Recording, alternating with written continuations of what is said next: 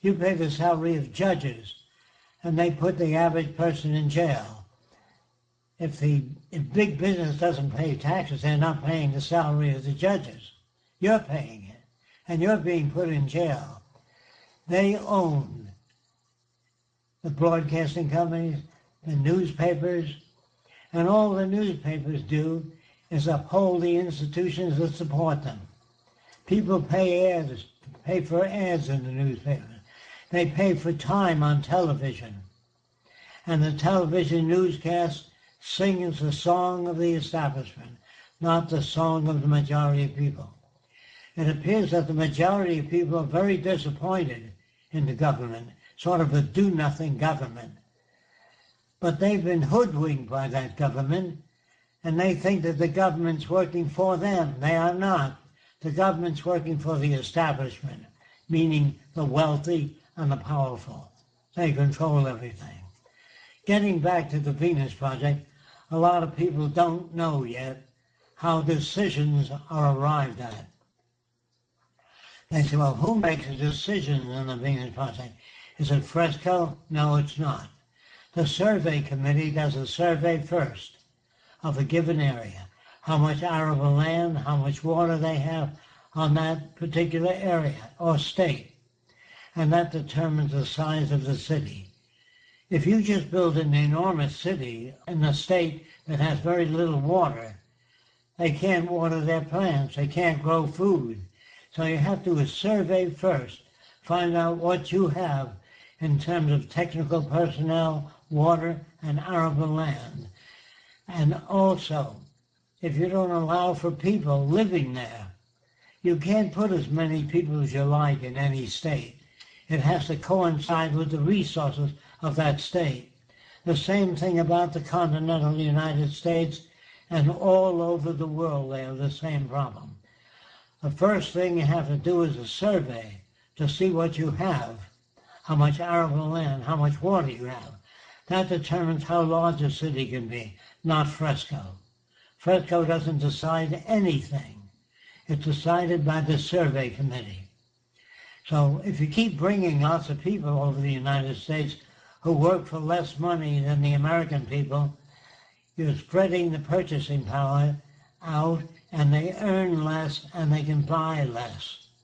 So you see, you can't really gain anything. But if you really decide, well, I think I'll ship my processors to China. I'll build a factory in China because people work for less. That means more unemployment in the United States. It means that if there's more unemployment and you don't give them a check or a food stamp to operate by, they will break the windows on the supermarket and take the food they need. Revolution is caused by deprivation. It isn't just something that happens. It isn't that people are radical. It's that they're not provided for. And if they're not provided for, you will have problems. Now, even when the states were divided, the states used to have a militia at the border to prevent other states from impinging on their territory. Once the states joined together, the government agreed that each state area was so many square miles or thousands of square miles. Once all the states joined together, the militias disappeared and the territorial disputes disappeared. You cannot end territorial disputes by saying, be obedient to the designated lines drawn by the states. They will not. If they run out of water, a certain state runs low in water, they will invade the nearest state that has water. If not for themselves, they'll do it for their children. We now have to consider everybody. We have to consider all nations, and all nations have to have equal participation in the distribution of the Earth's resources without any artificial boundaries that separate people. Now you say, well, how do you do that? I'm just telling you, if you don't do that, you're going to have the problems, they're going to continue. No one makes decisions in the future except the survey committee. They tell us what's available and what we can do. When it comes to transportation, Sometimes, if energy sources are, say, 1,000 miles away, and you have to transport coal and oil a long distance, you have to include the energy expenditure in bringing the coal to an area. You have to include the building of oil platforms, not just the energy you get from oil. You have to include the energy expended in building oil platforms, in transporting oil, in educating people, pump oil up from the ground, that's special training, and all that has to be included in the cost of getting extraneous energy from around. So in the future, I would say that geothermal energy is available many places under the ocean. So if you build cities in the ocean, you can tap geothermal energy deep in the ocean and bring it up and operate cities. It doesn't depend on sunshine, whereas photovoltaic energy depends on sunshine. With long overcast, you cannot generate sufficient energy, but it's better than burning fossil fuels.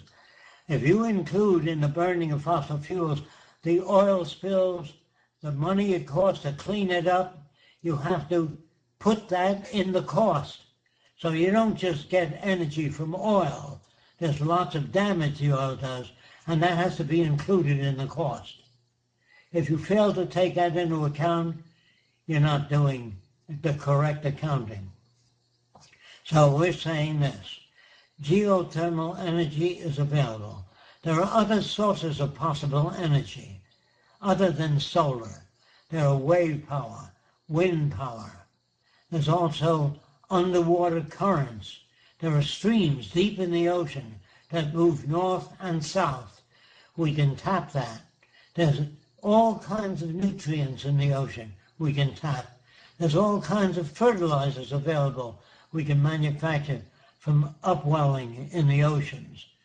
There are many different sources of energy, but we have to do a lot of work to arrive at those sources, to develop them. I just want to say another thing about research, scientific research.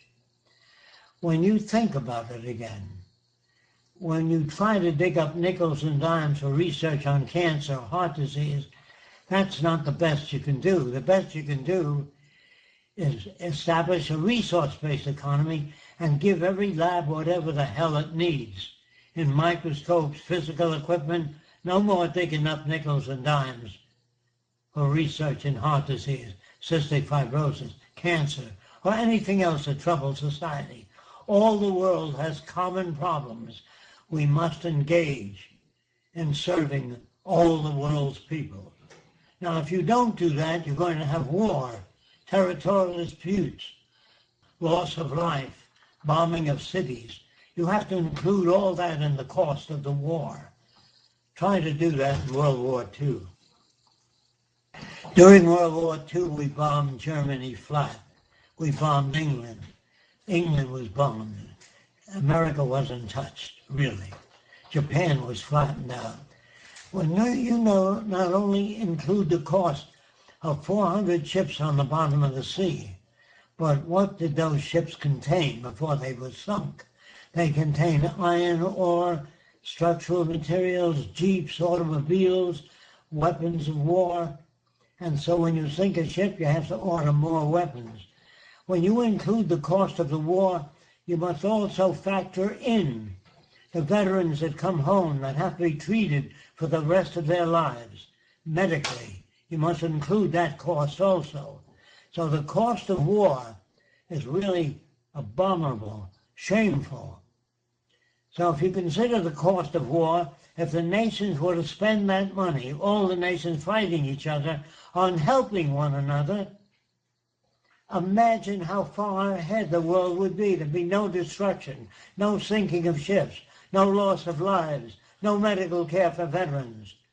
You can use all that money to take care of people. So how stupid can you be? The Pentagon, the military people, are trained in military technology.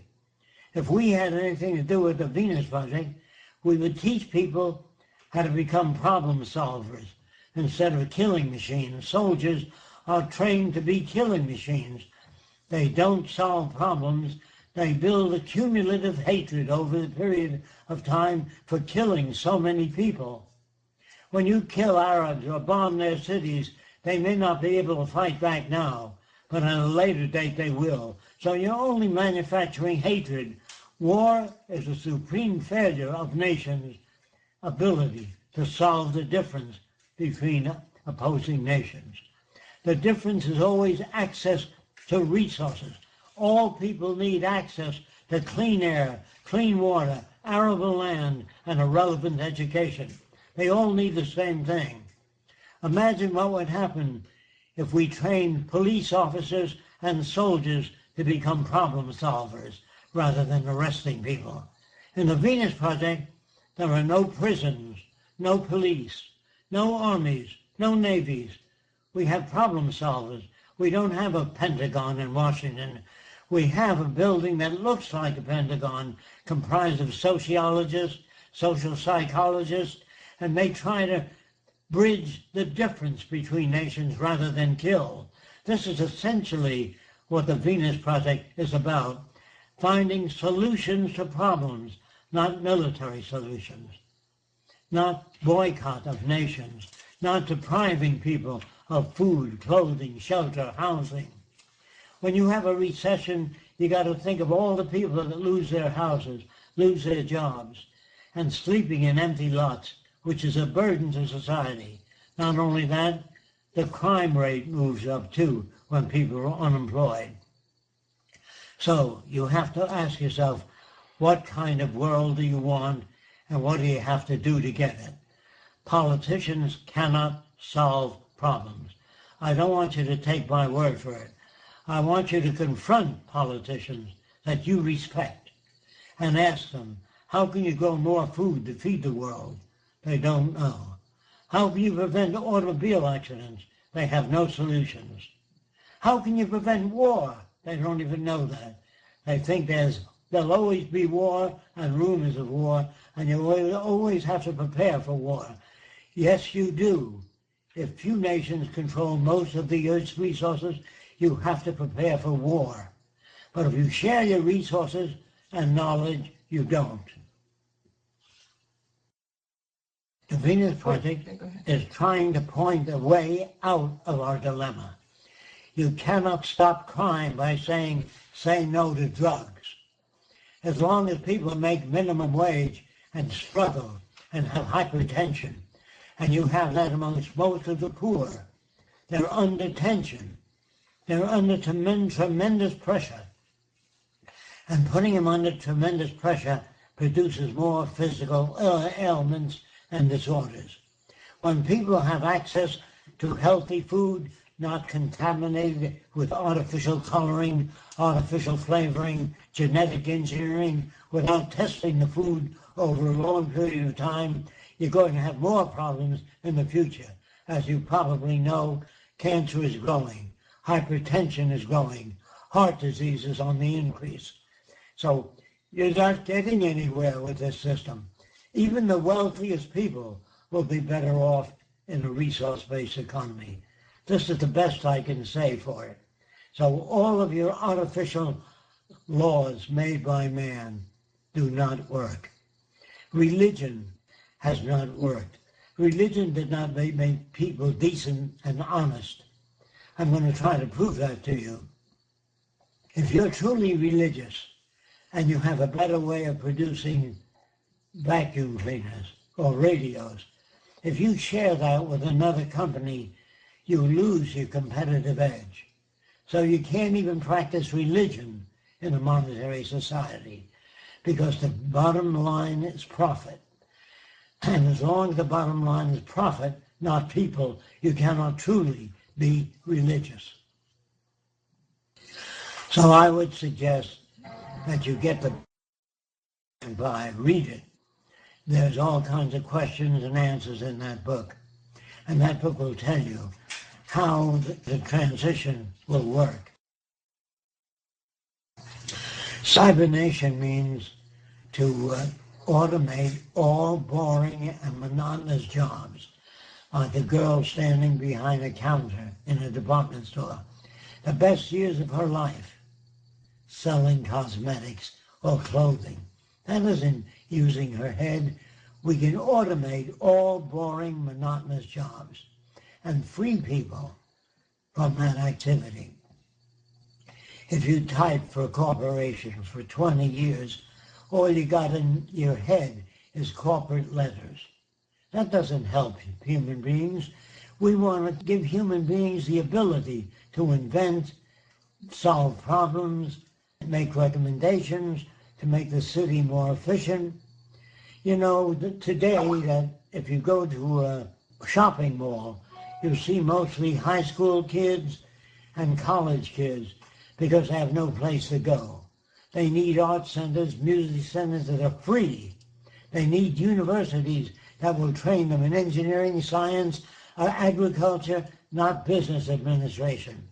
When you're trained to be a banker or investment banker, you don't contribute anything to the country. Oh, they think they do when they lend money at interest. That's not a contribution. Only when you're an agriculturist, a geologist, can you really make contributions. When you're in some branch of the physical sciences, robotics, automation, then you can make contributions. But politicians are not trained in any particular area. Therefore, the history of American presidents, not one of them ever made any useful contribution to the world, such as increasing agricultural yield, protecting the oceans from oil spills and other dangerous things that kill the source of food that people depend on.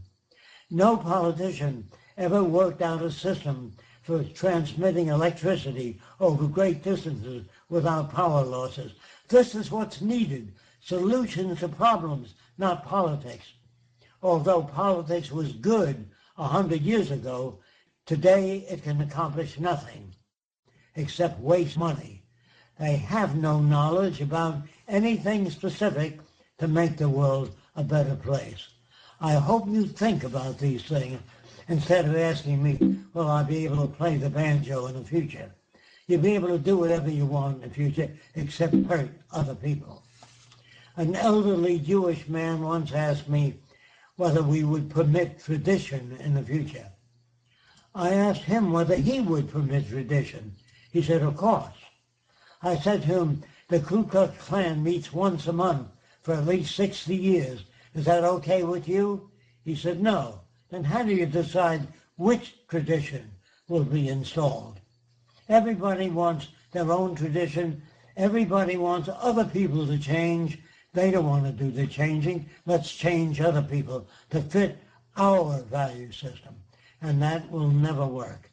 You cannot go to the Arab world and say you only take one wife instead of a dozen wives. Remember, the more money you have, the more wives you can afford. You can't walk into a country and demand that they see things your way. You have to gradually educate people to the advantages and use of technology and the disadvantage of banks, investment, advertising, and all the fields such as lawyers, which do absolutely nothing.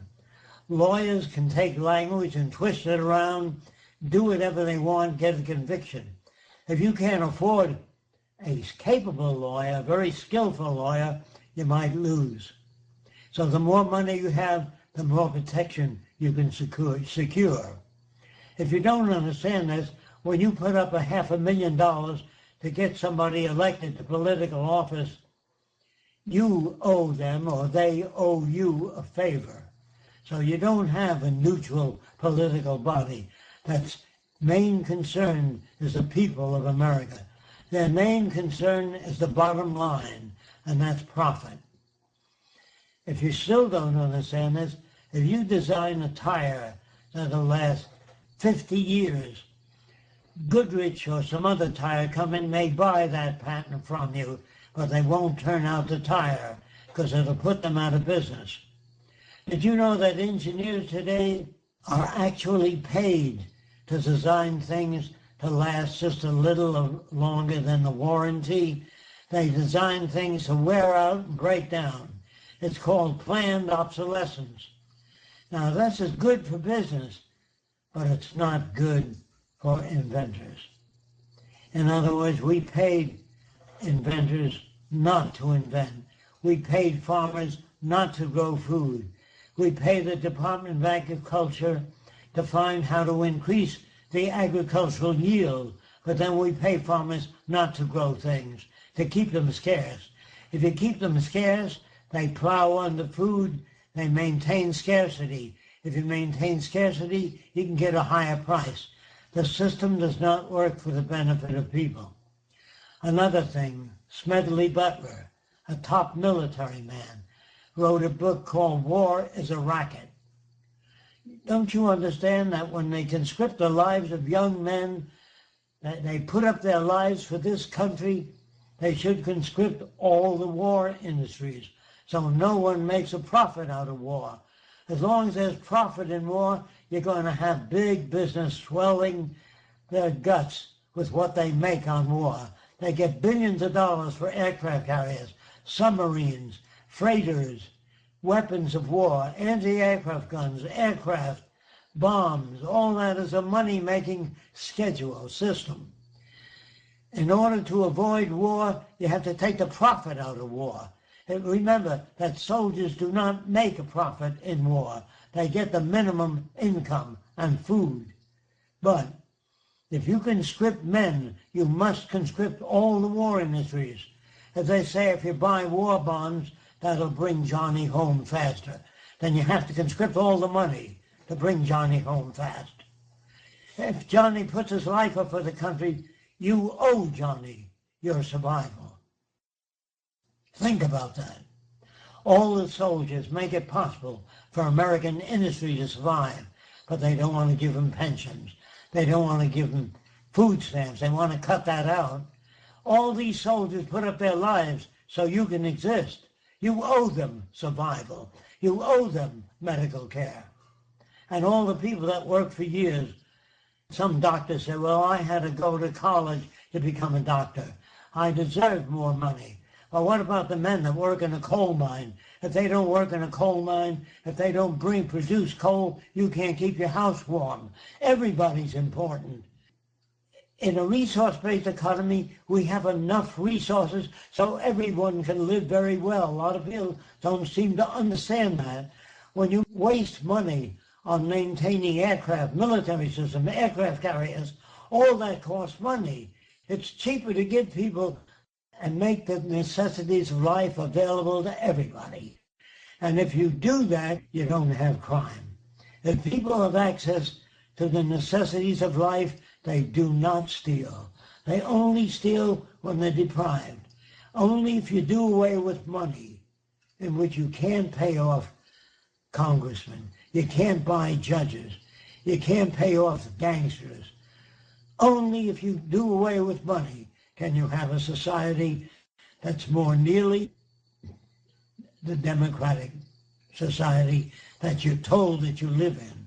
You do not live in a democracy.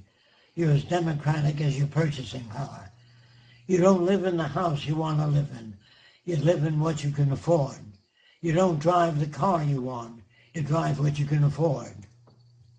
And that goes for clothing and everything else. You don't wear the kind of clothing you like. You don't belong to the club that you want to belong to. You belong to what you can afford. And so you don't take a world cruise. If you paid your help $1,000 a week, minimum wage, they'd go off. They'd take their family on a cruise. They wouldn't show up Monday for work. Why should they? Well, you pay them minimum wage, they have to show up for work. Don't you see that? That you're trapped in a system where those people that earn maximum money want that system maintained. They want to keep things as they are so that they will maintain control. When you march in front of an agency like the stock exchange, that doesn't change anything. They control the police, and the police arrest hundreds of people that committed no crime at all. They arrest them, put them in jail. Do you know who pays the police salary? The people marching front, the people that own the establishment don't pay any taxes. I know, but I have to emphasize that again, because a lot of people don't seem to understand that. You are paying for the Army, the Navy, the police, the National Guard, not the rich. They don't pay any taxes. Use your head. Think about it. They're told that you live in the best system in the world. You live in a free society where people can do what they want to do and vote for whomever they want to. This is not true. The people that are put in political office are put there to keep things as they are. They're not put there to change things. Think about that. No government ever changed things. People, when they're abused and don't get the necessities of life, the medical care, they fight for social change. But they don't know how to fight for social change. They think by voting for a Democrat or Republican, you're going to get a difference. They're both really the same thing. They both uphold the political and social institutions that are dominant today. Yes, the same thing occurs all over the world. All governments, all of them, are corrupt. They have to be in order to maintain the competitive edge. If a country doesn't try to maintain the competitive edge, they would lose it. If you pay your help more than the minimum wage and I outsource to China, I will get more investors than you can get. You can't make money in this system unless you outsource to other countries. They outsource to improve the profit margin. They don't care about American workers. If they did, they wouldn't outsource. Don't you see that? Their main concern is profit, not people. And as long as you have that, you have a decaying society that will come to an end. Now let's say that the Venus Project doesn't succeed. Even if it doesn't succeed, if industry installs more and more automation and the public doesn't have purchasing power, the system will fail anyway. And what they try to do is use the Army and Navy, they use them to install fascism. Fascism is the last stand of the free enterprise system. We are moving toward an American brand of fascism. That means control of the working people by force. We send armies into other countries and they tell the public that we're sending the army in to bring democracy. That's not true. We send the army in because they have oil or resources or cheap labor. We don't send it to bring democracy. We never have and never did. Where do you think we got this territory? We stole it from the Indians. Where do you think Britain got all the land they have control over? They stole it. Where do you think Japan got all the islands? Or Germany? Now they're trying to take back some of the islands that we stole. I told you before, I'll tell you again, George Washington had 300 slaves. Today he'd be arrested. All these people that you admire, all your politicians are nudniks. They know nothing. They don't know how to solve problems. That's why you're in the predicament you're in now. 80% of the people disapprove of government today, but they have no voice, obviously. Isn't it obvious to you yet that you have to change the way we operate our social system? Look into the Venus Project, thevenusproject.com.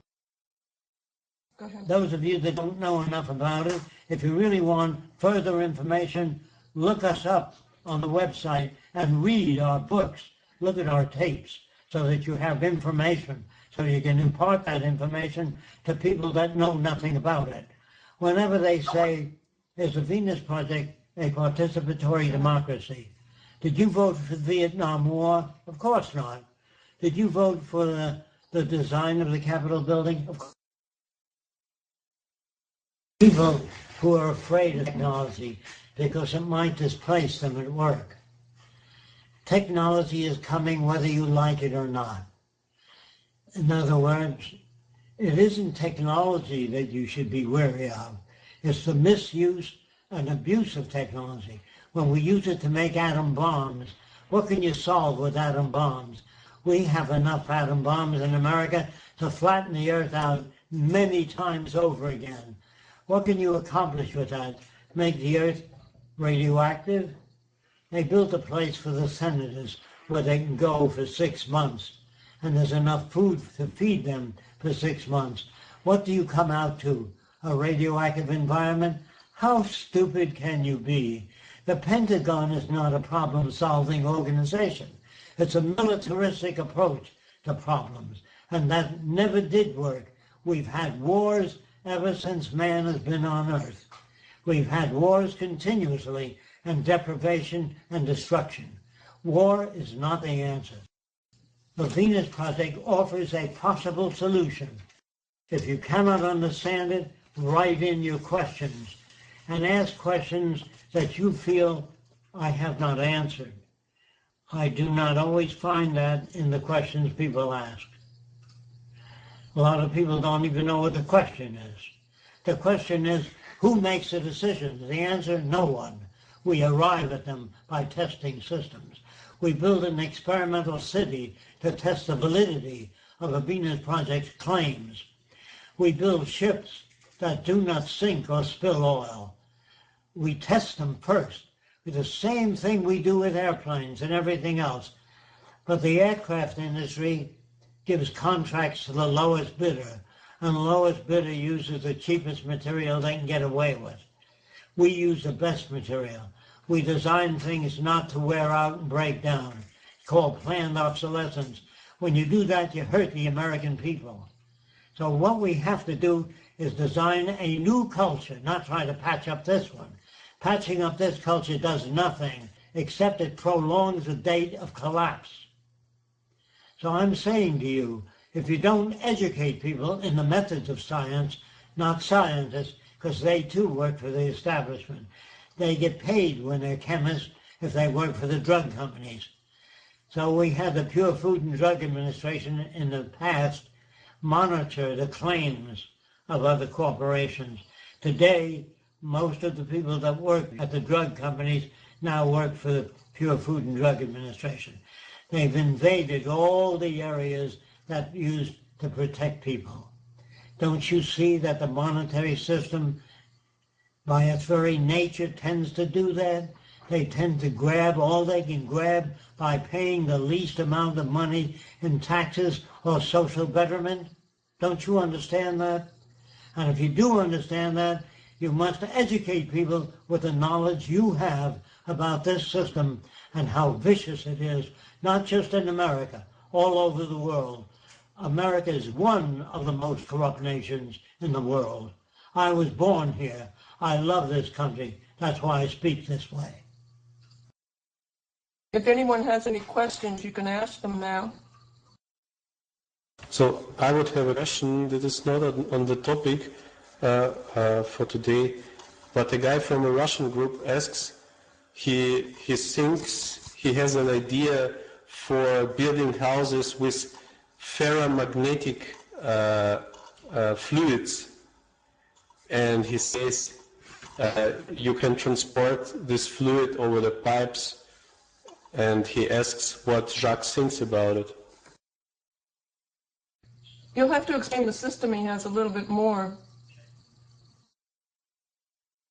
This is enough of the answer because because he explained it to me this way. Can you repeat that again then? This is enough the answer because he didn't tell me more. He just said what Jacques thinks about ferromagnetic in house construction. Right now, I think you ought to talk to people about the Venus Project. The methods of construction are already worked out. We don't have a problem in that area. Our problem is convincing people that this system is obsolete, not the questions related to production in the future. That is irrelevant to the present time. Thanks. I have a question. Could Jacques describe the first few months of a child's life on this project? For example, is that going to be automated, or how does that work? You caught some of that, Shun. What is it that you're asking will be automated? The first few months of a child's life, right after it's born, how does that work? I know you guys say we have to raise children to get a certain result. I was reading on your website. We raise them in a crib just like any other child. And we raise them with a cover over the crib so that visitors cannot bring the physical disorders to the children by coughing in their presence, which they don't have sufficient resistance. They're brought up in a sanitary environment. Other people that... You want to try that again? The children are given the most nutritional food we can develop without artificial coloring or flavoring or genetic engineering. We feed the children the best, and we treat all children the same way. They're brought up in a quiet environment where they can sleep, where the parents also have to go to school to learn how to feed children and how to raise them to avoid the production of jealousy and envy. All that is manufactured by people that don't know how to raise children. You know, before you fly an airplane, they put you in a dummy plane to see if you can work the controls, but they allow any person to raise children. And children are the most complex system we know of, and they have to be raised according to certain knowledge. They have to be fed a good diet so they're not overweight or underweight. They have to be brought up in an environment that gives them a sense of security and well-being. If you don't do that, you're going to get aberrated child behavior. We are not going to take the children away from parents. We're going to send the parents to school or show them on TV just how the best way for raising a child that's cooperative, smart, able to put things together, and not get into arguments. We will teach them that. We have a very many different processes for teaching children how to become cooperative with one another, how to understand one another, and communicate without making a fist or without wanting to beat up the other child, without jealousy, without envy. Any other questions? I have a question. I know that everyone in the Venus Project at the moment who's contributing is doing a very good job and trying their hardest. I was just wondering, is there any new sources of information on what you guys are up to at the moment, or what you're hoping to plan out, branch out in the future, like Activision teams, what your plans are for those? Andrew, you want to talk about the design teams and the and some of the teams? On the Venus Project website, under Get Involved, you'll see the various team categories that we've got, which is TVP Core, TVP Design, and TVP Support. There are various projects within each of those teams, such as, for example, the writing team's got sort of 5 or 6 projects that they're trying to get started and need people to contribute on. The same with the Venus Expressions Media team. They've got various projects that they're trying to get started. You can find out more about that through the Venus Expressions Media website or through Alfred and Benjamin Courtin, who's doing some of the projects there as well. TVP Design, we've got 3 main projects that we're sort of starting to develop now, just basically building up the structure for those different projects. One of them's 3D production, to start doing all the 3D work that we were doing over the last couple of years, but had to stop because we were developing the global teams. So we're going to get that started again soon. We've got the architectural team, which will be pulling a lot of the architects from our global scientific and technical database and getting them to work directly with Jacques on his concept sketches and start developing those up into plans, sections, elevations, etc. So yeah, there's quite a few projects sort of in the early stages that we're developing. And also on the TVP activism side, we don't really want to be a kind of dictatorship where we're telling you, what you have to do. Tomorrow you've got to go and do this, and next week you've got to go and do that. We want it to be a lot more open-ended, so the TVP activism teams themselves can discuss ideas of how to promote this best, around the world. What works in some countries might not work in others. For example, street promotion works very well in the more Western sort of, cultures, but in some of the Eastern cultures you can't get away with that. You'll get arrested. So it's really all down to the individual teams within the activism as to what they actually do to get this sort of direction promoted.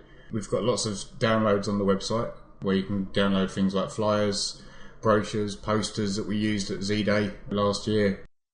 We also used them for the Eindhoven exhibition in 2009. What else we got up there? We've got banners and all sorts of things. So you can use some of these things, such as presentations and stuff that's going up there now, to use them in your local community. Try and get yourself some university talks or something. Getting the universities to talk about the Venus Project, talk about real sustainability of our whole social economic system, rather than just sustainable buildings or sustainable gardens. Or it's really down to each of us to sort of work out what needs doing and what the best ways of doing those are. Thanks, Andrew. I have a very quick question. Some time ago, you wanted to move to maybe Peru or Ecuador. Are you still looking to do that? That was quite a while ago. We were looking in Ecuador. We were trying to sell the land here because it really is pretty costly to maintain, since I lost my business after the mortgage crisis, depended on the building business, and all the building fell apart in Florida. So we were looking to sell this place and move. We were looking around at different places to move to. We were thinking of Ecuador, not so much Peru. We visited Ecuador. But since we couldn't sell this place and we're trying to make it work, we are not moving because of that reason. But if we had a chance to do a larger research center or a city, we would certainly move anywhere. Roxanne, got some questions at the bottom, if you check my tab. Is the United Nations insufficient and should be strengthened, or should it be abolished completely, the United Nations? I don't think it should be abolished. I think that someone is trying to arrange a meeting between the Venus Project people and a presentation to the UN. That is, several people are working on that. If it comes to pass, the United Nations could become very useful. Right now, the United Nations should not be abolished. It's the nearest thing to a gathering of people that represent people from all over the world. What they need is information to show how all nations can work together. They don't have that information yet.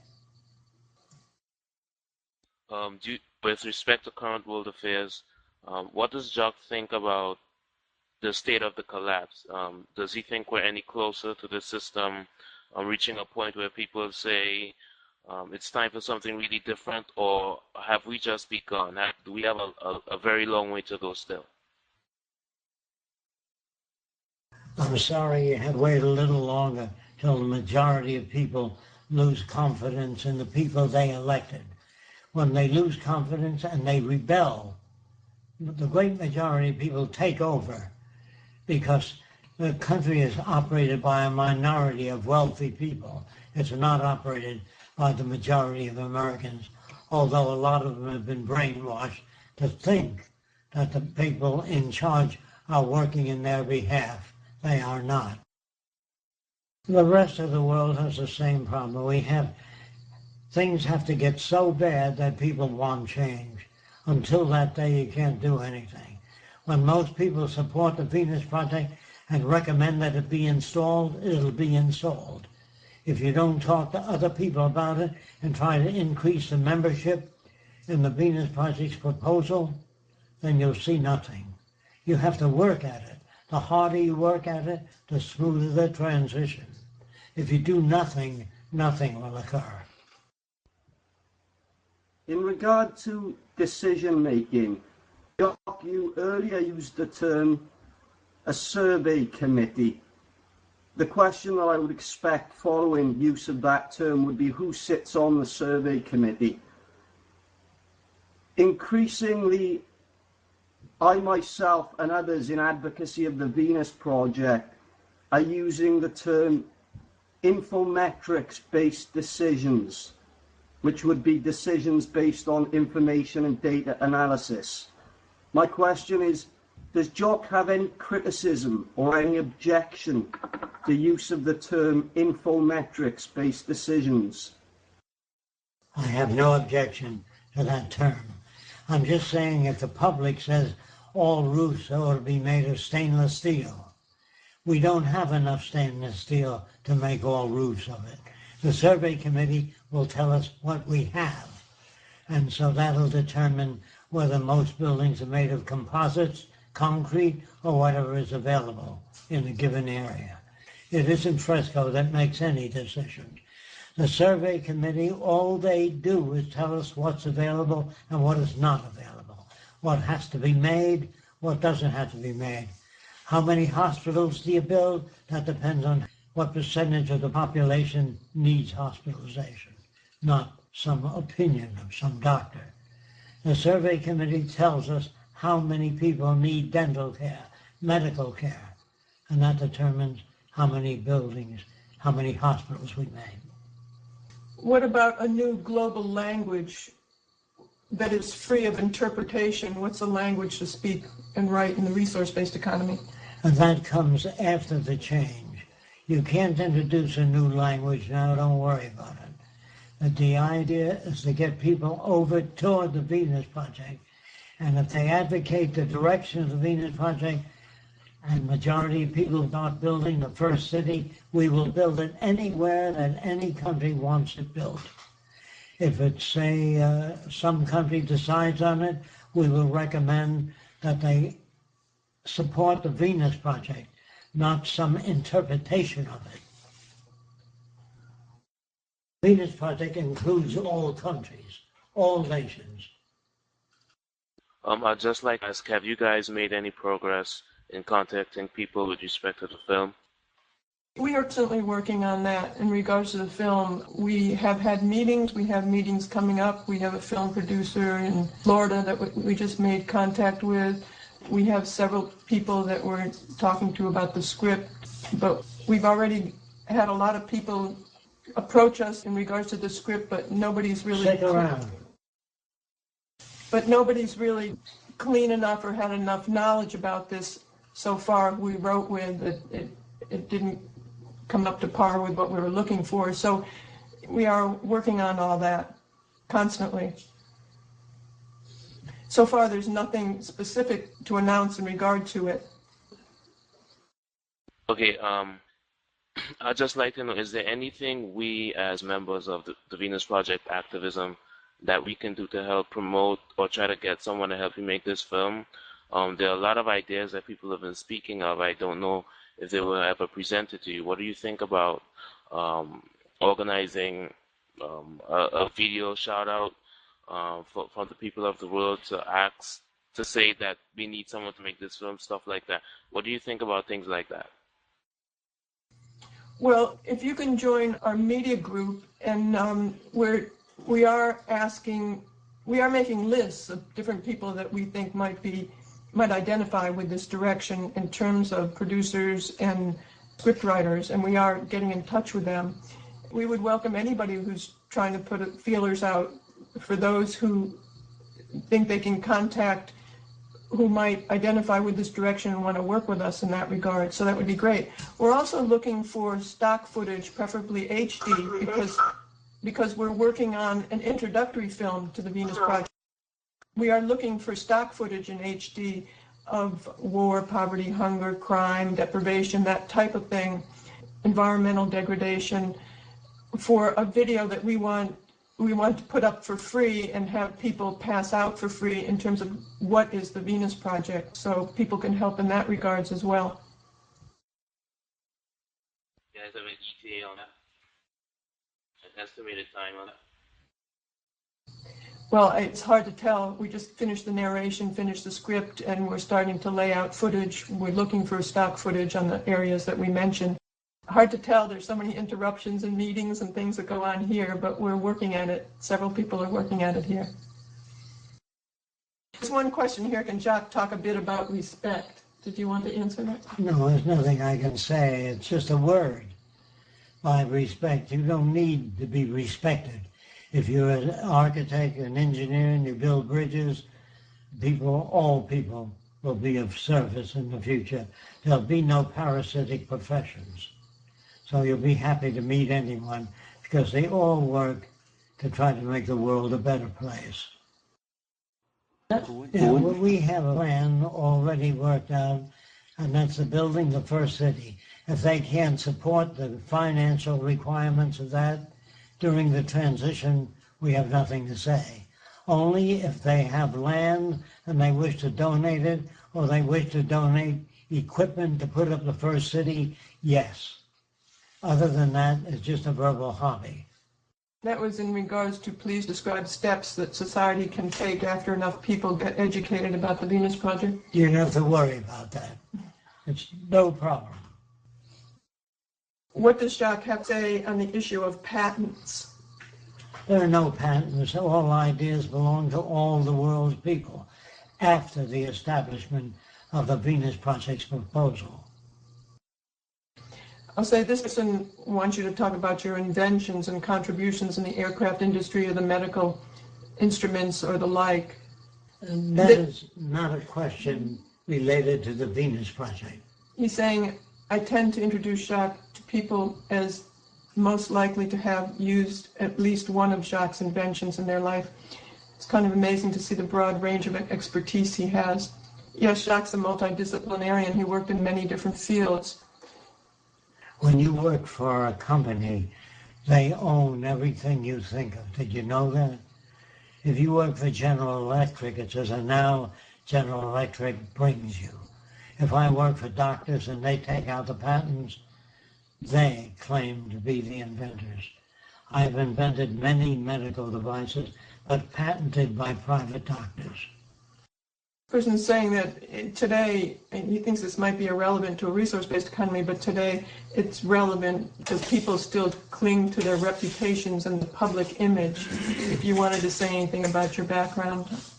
The resume is on the website. You can gain all the information you want to if you look it up on the website.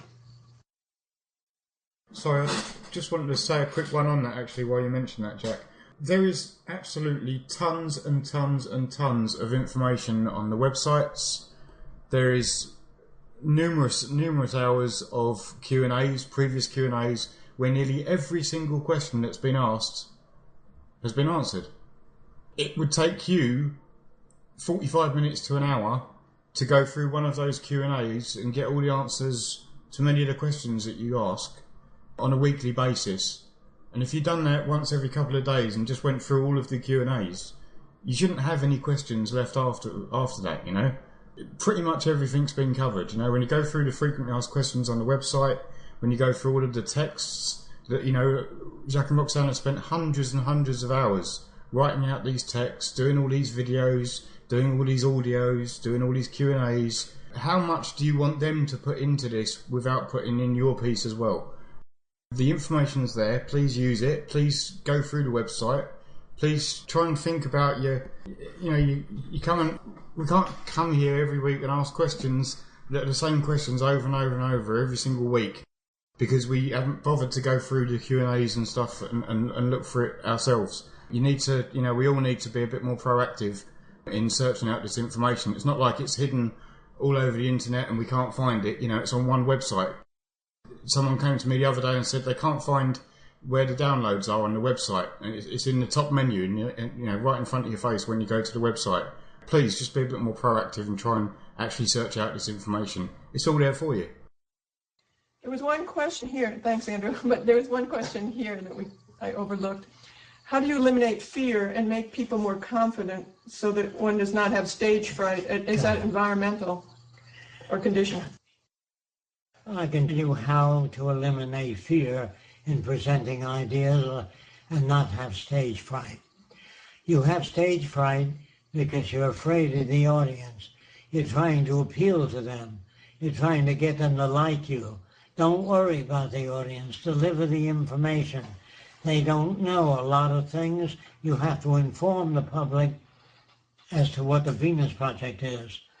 You don't get up there to win approval. That's something else. That's the kind of training you get today. How to win friends and influence people. The scientists that found out the Earth was round by instrument, not opinion. They didn't go up to people and say, it's a little round and a little flat, and they get all kinds of people that would like what they said. Science doesn't give a hoot of what people think. You deliver the information.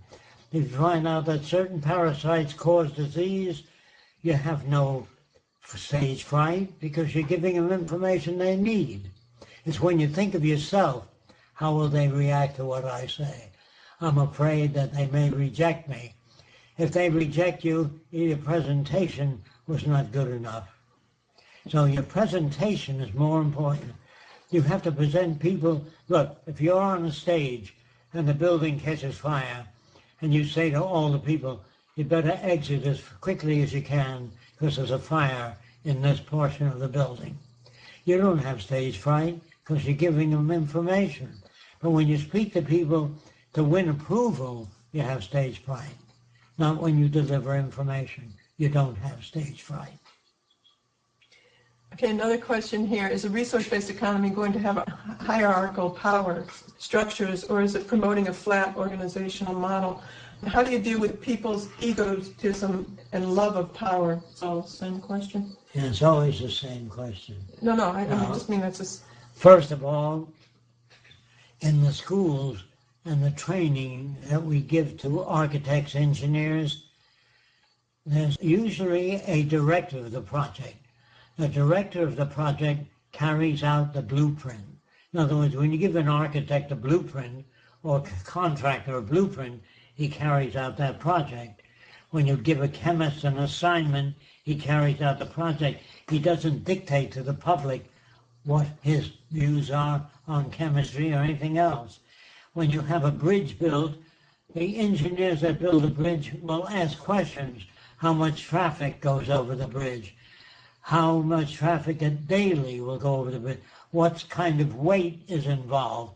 And that determines how thick the structural members are or what alloys they're made of. No bridge engineer tells the public what to do. They just work on bridges. And if you work on transportation systems, you ask what's available. Aluminum, stainless steel, how much? And when you tell them how much is available, they design things. And how much goods do you have to move from point A to point B? That determines what the design would be. Not Fresco, or not any single individual. The information that you impart to them tells them what they can do. In other words, if we don't have enough stainless steel to make a roof, waterproof roof, we work on other materials that are water resistant. And if we run out of materials, we assign the research lab the problem of developing materials that last long and are waterproof if we don't have enough material. We assign different labs, chemist labs, structural people, we assign them different assignments to carry out a given project. They don't do their own thing. Nobody does their own thing. They work with a survey committee. The survey committee says, we need hospitals that can take care of people. How many people? And they say, well, there's 2 million people today with cancer. What type of cancer? And they give a list and they design the facilities based on the survey. I hope you understand that. There's no dictatorship. And also the direction is already set. Did you want to say something else? All this business about is it the top down or the bottom up? All that's a stupid question. When you have a military problem, military people handle it. When your plumbing breaks down, you don't call an electrician, you call a plumber, because he knows more about it than you do. So you always call upon different people with experience to carry out what the survey committee gives them. The survey committee says we need 2 school buildings in this area. The survey committee has to know how many children are involved, how many teachers do you need, what facilities do you want in the school. And after all that information is gathered, the construction company puts it together. And also the direction is already set forth. We want to house, feed, clothe people. First we need an energy systems to do all this. We need mass foods that are nutritious. We need clean environment for cities and where they live and how they interact. that's set forth for the well-being of people and the environment.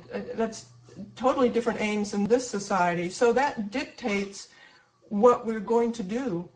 You know, if people identify with this direction and they want this, then they join with us and start working towards it. Yes, exactly that. In other words, when you design an airplane, first of all, you have to know how many passengers the company wants to carry. They want to carry 500, 1,000, and then you give them an estimate of the cost. And if they agree, then you take it to the next stage.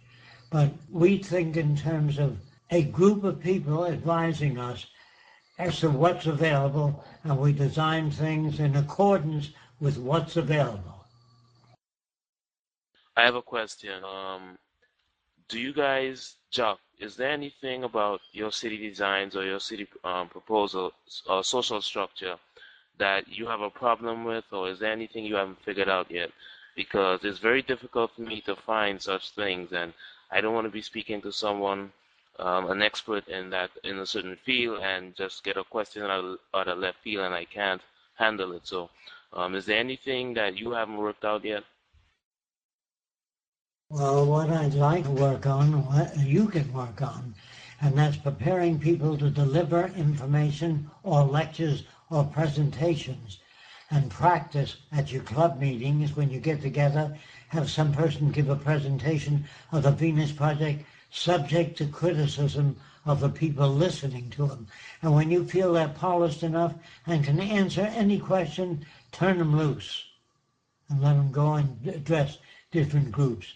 Just say to the Rotary Club, there's now a speaker available that can present the Venus Project. High schools, universities, train people to present the Venus Project and test them out and offer criticism. When you ask them questions, if they can't answer it correctly, show them where to get the answers. And when they become proficient at it, turn them loose. I have a question. It's kind of long-winded. Let's just say the system collapses and the Venus Project goes into being in, say, a week or a day's time. How do we organize current scientific and technical information regarding patents and so forth? I didn't catch the beginning of that, I'm sorry. You're saying after the system collapses, how do we organize scientific materials such as patents and so forth? Yeah, technical information regarding inventions. We don't have any problems in that area. Our problem is for you to accumulate a list of architects, mechanical engineers, structural engineers. We'll call on them when the time comes to build a new city. Mr. Jacques never explained in detail how he changed his mother and the clan. I think he has many times in his videos. Maybe other people can use a similar approach to educate people around them. When the head of the clan visited my lab, he was so impressed. He said to me, will you come on down to the clan meeting and talk to our boys about the way you think? And I said to Lou, who was the guy in charge of the clan, I said, they won't listen to me, Lou. He says, I'm in charge, I'll get them to listen to you. And that's what I had to do. I had to turn Lou around. When he said to me, he said, Jock, you're a smart guy. What do you think of the clan? I said, it's a great idea, but it doesn't go far enough. That gets his ear. If you attack, you lose it. Do you understand what I'm saying? It's a great idea, but it doesn't go far enough. So that gets his ear. He wants to know, what do you mean? And you can talk to him about something. But don't attack. Don't say it's a deadly organization. It breeds hatred. They don't hear that. They'll get mad at you. And you cut out the relationship altogether. You had another question? Yeah, he was asking for the details of how you change the clan, but Jeff goes into that on so many tours that he gives when people come here for introductory tours, when he speaks sometimes 5 or 6 hours. And a lot of people film that and put it up on the internet. So those are long stories, and I'm sure they're there somewhere.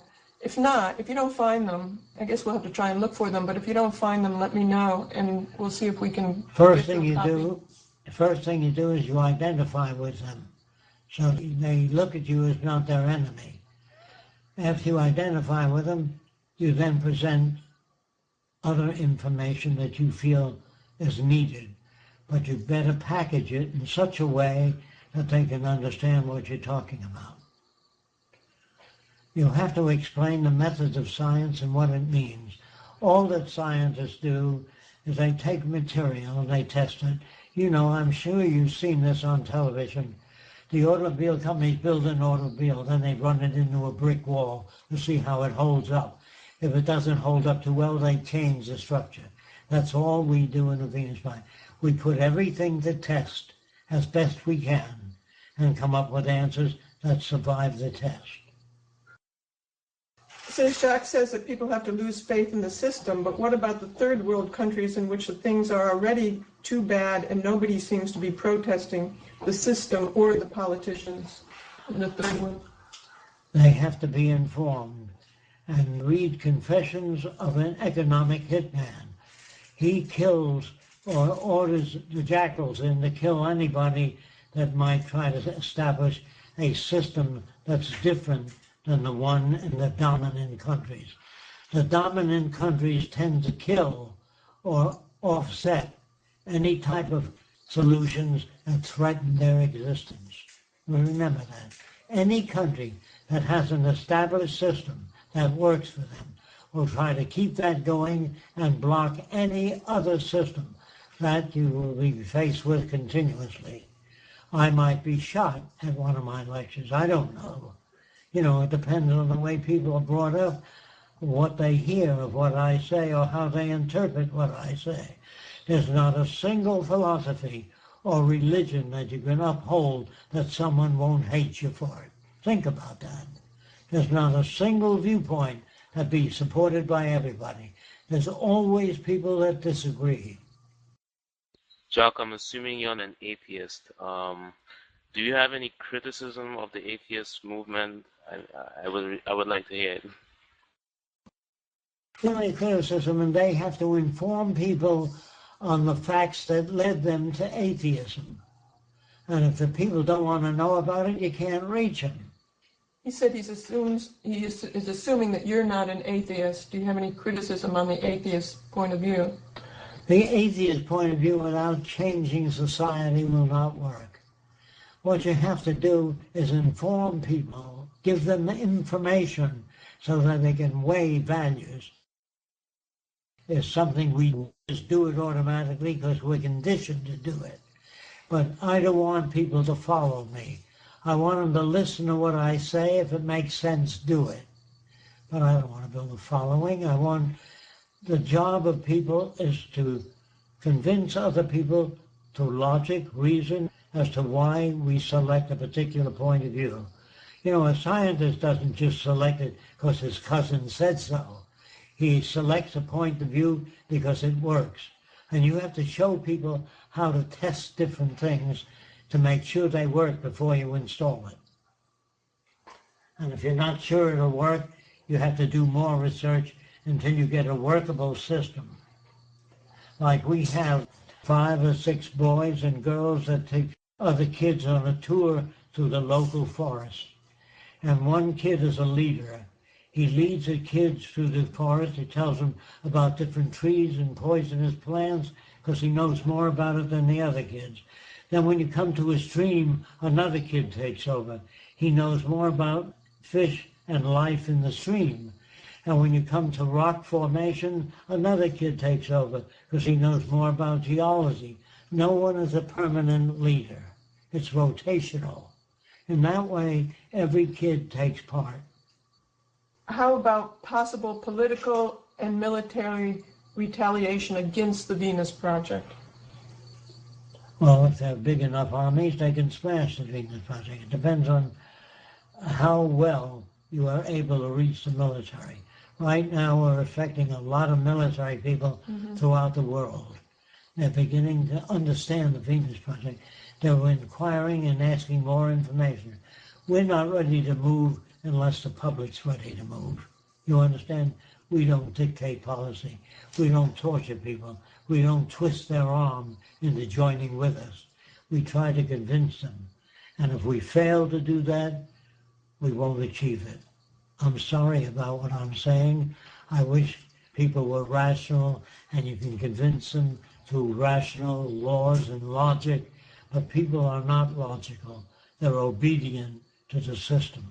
And you have to wait until a lot of them lose confidence in the system they believed in. I guess that's about it. I appreciate everybody coming. Yes, I hope you think about the things I talk about, not just the words, but think about the ideas that I put forth. You have to know your subject before you go before an audience. When you go before an audience to explain the Venus Project, quote from the book, The Best That Money Can't Buy. Use the Venus Project's proposals and deliver them as best you can. And whatever results you get will tell you what you can or cannot talk about. But you want to practice in front of a Venus Project meeting and see if they can make recommendations in your presentation to improve it. That's the only way I know of. Okay, thanks everyone. We'll Thanks see you next again week. for the opportunity of explaining a little more about the project. Thanks very much. Thanks, Jacob. See you next week.